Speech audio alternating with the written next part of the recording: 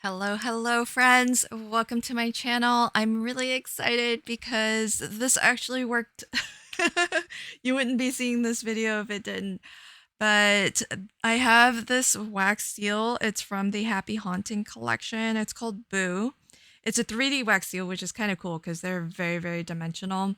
Just like, you know how 3D embossing folders are a little bit different to your standard 3D embossing folder in that there's just more height and differential in the how much it's raised. Same thing with the wax seal. So these 3D wax seals, especially this ghost, it's kind of domed, so it's got some areas that are a little bit more shadow and some areas that are a little bit more raised. And I'm gonna make it glow. So the first thing I thought to do was, oh, okay, let's make the ghost white and put it onto a black background. So I've I don't want to say I've mastered this technique of doing the two-tone wax seal, but I can do it almost fairly consistently now. You can see one that didn't result very well, the topmost ghost, and that actually was more a factor of some of the wax. I just didn't wait long enough, so some of it hadn't hardened yet, and it was still in the wax seal when I tried to lift it.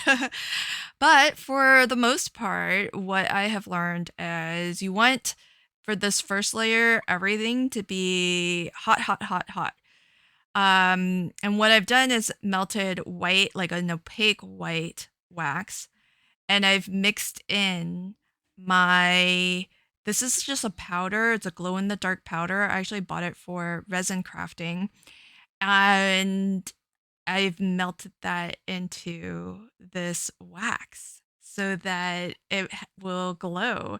And what I brought on a moment ago is a little USB powered UV lamp or light, I guess.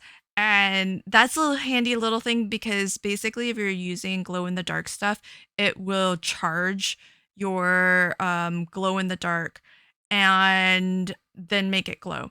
It's also good for if you actually do UV resin projects. They're like small little things that's kind of handy for setting your UV resin. But as I was saying, you want your wax to be super hot. So you want the brass head, the seal to be hot, warm. Warm is good enough. So I'm using my heat gun to warm this up.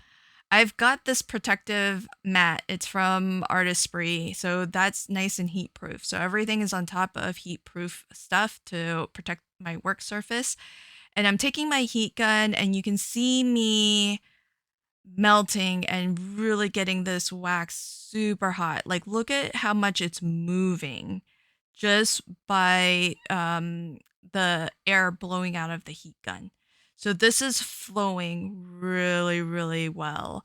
Normally, I do not heat my wax this hot or this because usually I'm not that patient. And so if you just melt your wax like just enough, then it sets faster. You don't have to wait as long to remove it. Now, with these dimensional, like this 3D wax seal, what I found was when I scraped the surface off, it sort of made everything a little bit concave. So all I did was I'm just pouring a little bit extra. It doesn't matter that it's not level. I'm just pouring a little bit extra so that when I press this into the black wax that's going to be the surround of the seal, it makes good contact and they melt together. So anything that you scraped off, don't toss that. You can just remelt it and use it for your next seal. And I found that when things are super duper hot, it gives you a lot of time to work with this. So when I scraped the wax across the seal, I there's just this very slight film, this very slight waxy film on the brass head. So I'm just taking a shop towel and wiping that clean. That's all I'm doing there. And it's easy enough because it was still a little bit warm actually, and my seal head is actually still a little bit warm. So I was able to just clean that off. Now, um, my electric warmer takes a really long time to melt the wax. And so I just used my heat gun. This is just for speed because I just wasn't patient enough to just let it melt on its own. But you can see it's kind of still lumpy. And that's the point that I normally do for just pouring a regular seal.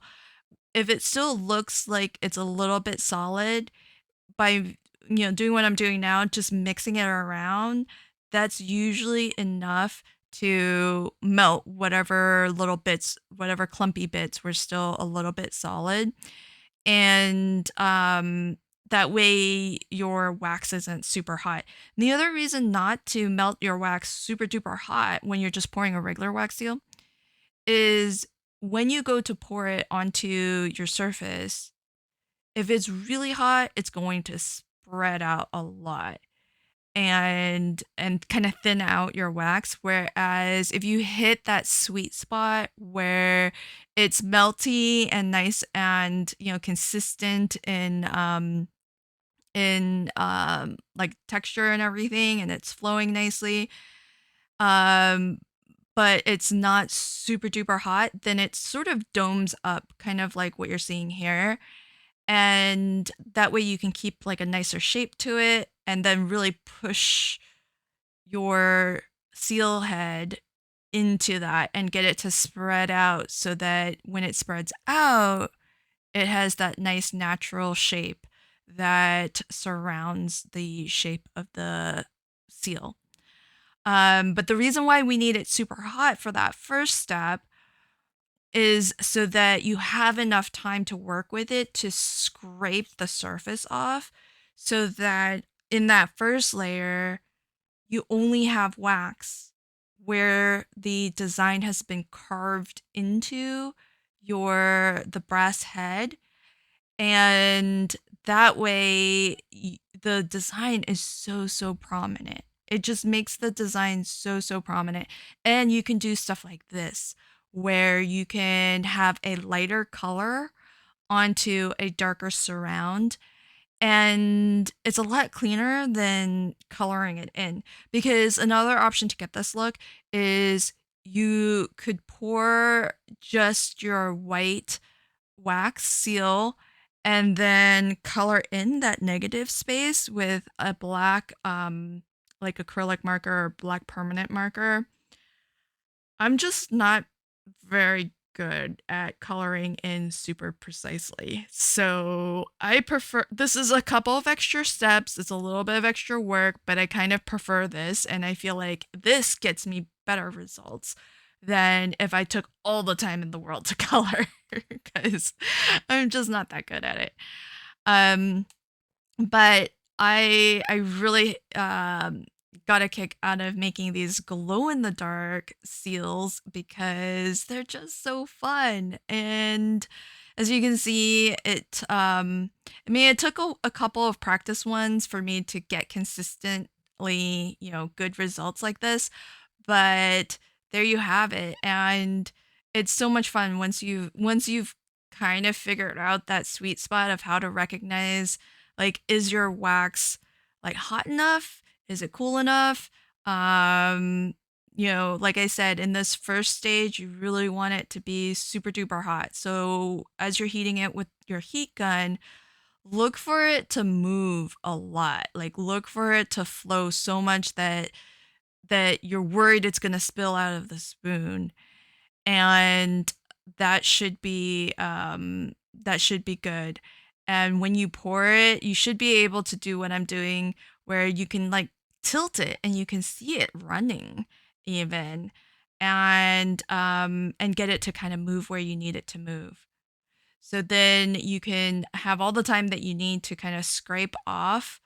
And I always found in my when I really kind of clued into this technique, I always found that it after scraping, it sort of went concave a little bit, And so I poured a little bit of extra glow in the dark wax over top. And not to fill it in or anything, but just to make sure that it kind of, even if it was imperfect, it kind of domed it a little bit so that when it gets pressed into the black wax, it makes enough contact so that the two really kind of merge together. So this was a blast. This was a lot of fun to do. I got some pretty good results with these, and I'm really glad that I saw the I don't know what project I used this glow in the dark powder for, but I'm glad that I have a bunch of it because it's really fun. So I've got my one white ghost and I've got 5 glow in the dark ghosts. I'm just gonna charge them up here so that you can see them glow because I think when I filmed this, it was probably nighttime. That's when I do a lot of my crafting is after I'm done working and everything and had dinner with my husband, and you can kind of see it glowing a little bit here. Hard to really tell because my all my lights are on, but you can see the glow. And then I'm gonna turn all of my lights off, so hopefully you can see it glow even more. But it's so fun. I mean, I hope that you give this a try. I don't know if you don't have the glow in the dark powders, you might be I know WoW Embossing does glow in the dark, embossing powder. You might wanna try mixing in a little bit of that with your wax. I wouldn't use straight embossing powder for wax seals because they might, be too brittle. I tried that once and I sent some wax seals in the mail and they all turned into, like, glitter dust.